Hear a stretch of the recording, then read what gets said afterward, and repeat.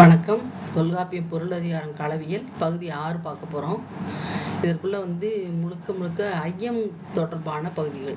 தலைமக்கள் ஒருவரை ஒருவர் பார்க்கும் பொழுது நேரக்கூடிய ஒரு விதமான உள்ள குறிப்பு ஐயம் தோன்றுகிறது. இவள் நமக்குரியவளாக இருக்கலாமா, தகுதி உடையவள் தானா என்பது போல யோசிக்கிறாங்கல்ல, அந்த பகுதி தான் அது பார்க்க போறோம். ஐயம் நிகழும் இடம்.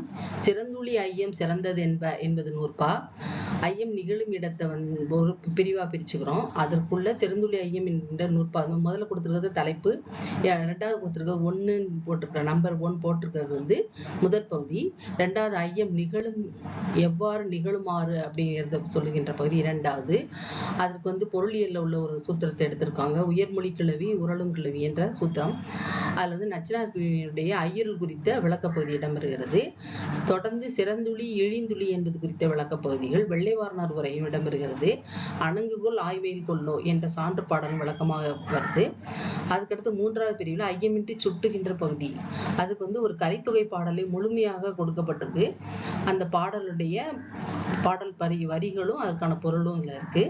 அது எவ்வாறு இந்த பகுதியில எவ்வாறு பொருத்தமுறை அமைகிறது என்பதையும் பார்க்கிறோம்.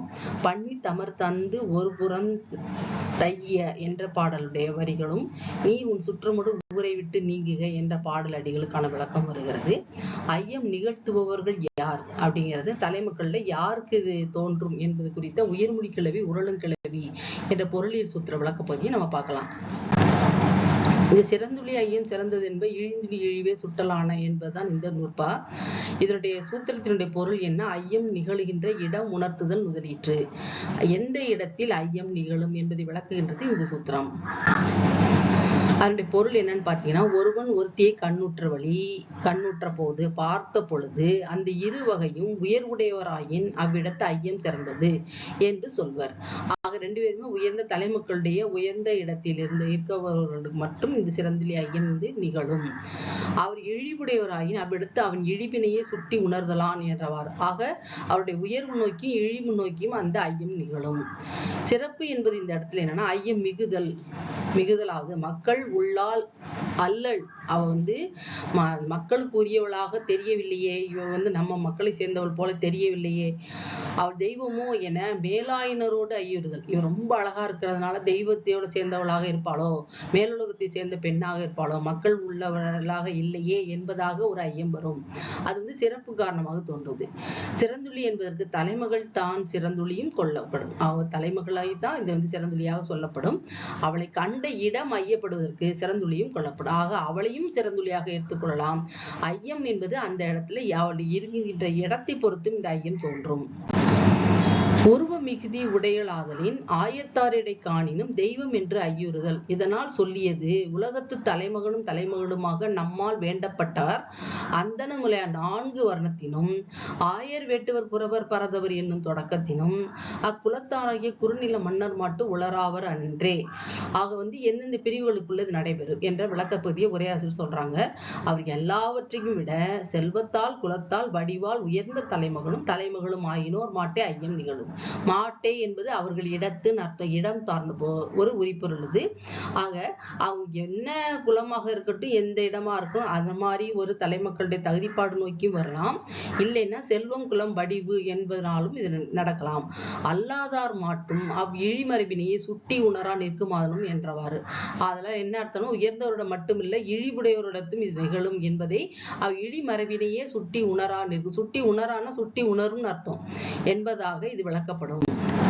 இப்ப இன்னும் ஒவ்வொரு பொருளுக்கும் இன்னும் தொடர்ந்து பொருள் பார்ப்போம். சிறந்துளி என்பது உயர்வுடையவர்கள், இழிந்துளி என்றால் இழிவுடையவர்கள், சிறத்தல் என்பது மிகுதல் அல்லது உயர்தல், இழிதல்னா தாழ்தல். இப்ப வெள்ளைவார்னருக்கு என்ன விளக்கம் சொல்றாருன்னா, இந்த சிறந்துளி இழிந்துளி என சுட்டியது ஐயப்படுதற்குரிய காட்சி பொருளாகிய தலைமக்களது உருவ வனப்பின் சிறப்பினையும் சிறப்பின்மையுமே அன்றி கண்டு ஐயருவரது உயர்வினையும் தாழ்வினையும் சுட்டியது அன்று என்று உணர்க. அதாவது யார் சந்தேகப்படுவானோ அவர்களுடைய உயர்வு தாழ்வு இதை பற்றி அவர் சொல்லவில்லை. இவர் இந்த இடத்துல என்ன சொல்றாருன்னா, தலைமக்களது உருவ வனப்பு சிறப்பும் சிறப்பின்மையும். ரொம்ப அழகா இருக்கலாம், அழகு இல்லாம இருக்கலாம். இது தொடர்பாகத்தான் இந்த வார்த்தைகள் இடம்பெறுவதை தவிர யார் பார்க்கிறார்களோ அவர்களை குறித்தது அல்ல. இனி உயர்வு உள்வழி ஐயம் நிகழுமாறு. அப்போ எந்த இடத்தில் ஐயம் நிகழும்னா, உயர்மொழி கிளவி உரளும் கிளவி ஐய கிளவி ஆடுவிற்கு குறித்தே. ஆடுனா தலைமகன், ஆண்மகனுக்கு உரியது. ஐயப்படுவன் தலைமகன் என்று எடுத்துக்கணும். தலைமகள் ஐயப்பட மாட்டாள். அவளுக்கு மாதிரி இவன் உயர்ந்த குலமா தாழ்ந்த குலமா என்று தலைவிக்கு ஐயம்லாம் வருவதில்லை, தலைமகனுக்கு மட்டுமே வரும். அவள் ஒருவேளை ஐயப்பட்டால், சந்தேகப்பட்டால் தெய்வமோ என்று ஐயுறல் வேண்டும். அவன் தெய்வமாக இருக்குமோ என்று ஐயுற்றால், அவ்வாறு ஐயுற்றால் அவளுக்கு அச்சமே வருமே தவிர அது ஏதுவாக காம நிகழ்ச்சி உண்டாகாது. அதன் காரணமாக காமம் தோன்றக்கூடிய, இது காம கூட்டம் தான் நம்ம படிச்சுட்டு இருக்கோம். ஒருவர் மேல் ஒருவர் கொள்கின்ற காதல், அந்த காதல் ஏற்படுகின்ற இடம், அவ்வாறு ஏற்படும் பொழுது தோன்றுகின்ற ஐயம், அந்த ஐயம் தலைவனுக்கு மட்டும்தான் வருமே தவிர தலைவிக்கு வருவதில்லை. தலைவிக்கு வந்துச்சுன்னா தலைவன் தெய்வமாக இருப்பானோ என்று ஐயுற்றால் அவளுக்கு காம உணர்ச்சி வராது, ஒரு பயம்தான் வரும். எனவே ஐயம் தலைவனுக்கு தான் உரியதுன்னு சொல்றாரு. நச்சினாகினியர் இதுக்கு ஒரு சான்று சொல்றாரு. அணங்குகொள் ஆய்மையில் கொள்ளோ கணங்குழை மாதர்கள் மாலுமே நெஞ்சு. இது குறளுடைய பகுதியில் எடுத்துக்கிறாங்க. தெய்வ பெண்ணோ மயிலோ கனமான குழையணிந்த மனித பெண்ணோ என் நெஞ்சு மயங்குகிறதே என்று தலைமகன் தலைவியை பார்த்து ஐயிட்டு சொல்லுகின்ற ஒரு காமக்கூட்ட பகுதி இது. ஐயம் நீங்கி தெளிதற்குரிய காரணம் இவையினேன். இவன் தெய்வ பெண்ணா இருக்குமோ இல்ல மனித பெண்ணாதான் இருக்கலாம் என்று அவனாவே ஐயம் தோன்றுவித்து ஒரு விடையும் கண்டுபிடிக்கிறான் என்பதாக தெளிவுக்குரிய காரணமும் தோன்றுகிறது. ஐயம் இன்றி சுட்டுதல் என்று சொன்னால் அதுக்கு ஒரு சான்று படலம் முழுமையா எடுத்துக்கலாம். இது தெய்வ பெண் இல்ல, ஒரு மனித பெண் தான், இவ இப்படிப்பட்டவளா இருப்பாளோ என்று தோன்றுகின்ற ஒரு ஐயத்தையும் அந்த விளக்கப்பதியும் ஒரு முல்லைக்கலியிலிருந்து எடுத்துக்கிறாங்க சான்று பாட்டு. அது கலித்தொகையில உள்ள 109வது பாடல். கார் ஆற பெய்த என்று தொடங்குகிறது. அதுல உள்ள 4 அடிகளை மட்டும் நம்ம அதுக்கு சான்றா எடுத்துக்கிறோம். பண்ணி தமர்ந்து தமர் தந்து ஒரு புறம் தைய கண்ணி எடுக்க கல்லா கோடேந்து அகல் அல்குல் புன்னிலார் புண்ணாக நோக்கு முழுமையும் கண்ணலோ ஆயமகள் என ஐயமின்றி சுட்டி உணர்ந்தவாறு காண்க. இவருடைய உடம்பு முழுவதுமே கண்ணாக இருக்குமோ, இதுதான் இந்த பாடலுக்கான ஐயமின்றி சுற்றலுக்கான பாடல் அடியுது. இதனுடைய பகுதி பாடலுடைய முழுமையான பொருள் கொடுத்திருக்கோம். கார்காலத்தில் குடம் பால் சுரக்கின்ற பசு கூட்டத்துள் போர்க்குணம் குறையாத காளைக்கு இணையாக இருக்கும் பசுவினது இளம் எருது வண்டியை பெருமிதத்துடன் இழுத்துச் செல்வது போல. பசுவோட இளம் கன்று ஒரு பெருமிதமாக அது ரொம்ப சின்னதா இருக்கு, ஆனாலும் கூட அது பெரிய ஆள் மாதிரி அது பெருமிதத்தோட அந்த வண்டியை இழுத்து செல்கிறது. போர்க்குணம் குறையாத காளைக்கு பிறந்த அது கன்று. அது செருக்குடையவளாக இருக்கிறார் இந்த பெண். இவ்வளவு பெரிய ஊர்களிலும் சிறிய ஊர்களிலும் தன்னை பற்றிய பேச்சு பெரிதாக எழச் செய்பவளை போல மோரோடு இந்த ஆயமகள் அவருடைய அழகை பார். மோர் கொண்டு வர்ற ஒரு பெண்ணுடைய அழகு எப்படி இருக்கிறது, எல்லோரும் இவளை பற்றியே பேச வேண்டும் என்பது போலவே அவருடைய அழகு இருக்கிறது. ஊரில் உள்ளாரோடு ஒப்புமை உரையலாத வனப்பினாள். யார் கூடயும் இவளை மாதிரி அவ இருக்கான்னு கூட யோசித்து இணைத்து சொல்லவே முடியாது. தனிப்பட்ட அழகுடையவளாக இருக்கிறாள். தலையின் ஒருபுறம் சூடிய பூச்சரத்தையும் தாங்க இயலாத வளைந்து உயர்ந்த அகன்ற அல்குலை உடையவள். இவளுடைய பின்பகுதி அல்குல் என்றால் பின்பகுதி. அது எப்படி இருக்கிறது, வளைந்து உயர்ந்ததாக இருக்கிறது. அது பூச்சரத்தை தாங்க முடியாததாக இருக்கிறது. காம உணர்வு அற்றவர் தன் நெஞ்சத்தையும் கூட புண்ணாக்கி விடும். அவளை பார்த்தா ஒரு காம உணர்வு தோன்றது என்று இயல்பு. ஆனா காம உணர்வே வராத ஒருத்தருக்கு கூட அவர்களுடைய நெஞ்சையும் கூட புண்ணாக்கக்கூடிய அழகு கொண்டவள், பார்வையை கொண்ட இவள் தன் மெய் முழுவதும் கண்ணை உடையவள். இவள் உடம்பு பூரா என்ன கண்ணா இருக்குமோ, அவ்வளவு பெரிய சிறந்த அழகியாக இருக்காளே. இவள் தான் திருத்தமாக செய்யப்படாத சும்மாட்டினையும் உடையவள். அவ சாதாரணமாக தான், அது ரொம்ப அழகாலாம் இல்ல. தலையில வச்சு சும்மாடி என்பது அந்த மோர் வைக்கக்கூடிய பாத்திரத்துக்கு அடியில் தலைக்கும் அதுக்கும் நடுவில் உள்ள ஒரு பகுதி, அந்த துணியில சுத்தி வச்சிருப்பாங்கல்ல, அது மேலதான் பானை வைப்பாங்க, அதுதான் சும்மாடு.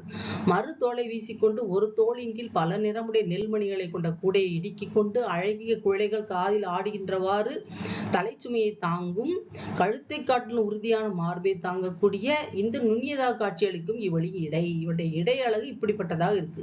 என்னெல்லாம் கையில இடுக்கிட்டு போறா, இடுப்புல வச்சுட்டு போறா, தலையில சும்மாட வச்சிட்டு இருக்கா, ரொம்ப உறுதியான மார்பை தாங்கக்கூடியதாக இருக்கிறது இவளுடைய இடை. வேறுபாடு தெரியாத அளவுக்கு பேர் அழகிகளான ஊர்வசி திலோத்தமை ஆகிய இருவரும் தத்தமுடைய அழகையெல்லாம் இவளுக்கு கொடுத்து விட்டனரோ.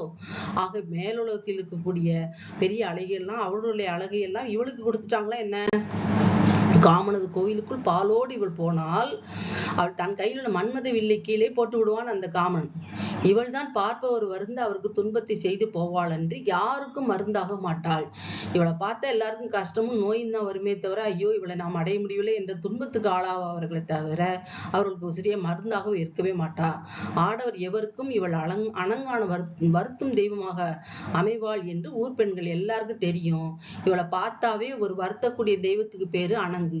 இவள் அணங்கு போலதான் இவ இருக்கிறாளே என்று நினைத்து இவங்க எல்லாரும் என்ன நினைக்கிறாங்க, மோர் நீக்கி நாங்க ஊறுகாயே வச்சுக்கிறோம், நீ உன் சுற்றமோடு ஊரை விட்டு போயிடு, எங்களுக்கு இருக்கிறதே போதும் தாயே, நீ உன்னோட இது எதுவுமே தேவையில்லை என்று நீ உன் சுற்றத்தோட போயிரு, நீ மட்டும் போகாத, மொத்த குடும்பமே கிளம்பி போயிருங்க என்று தம் கொழுநரை தங்களுடைய கணவர்களை காத்து கொண்டு நாள் முழுவதும் வாயிலே அடைக்கின்ற நிலை வரும்.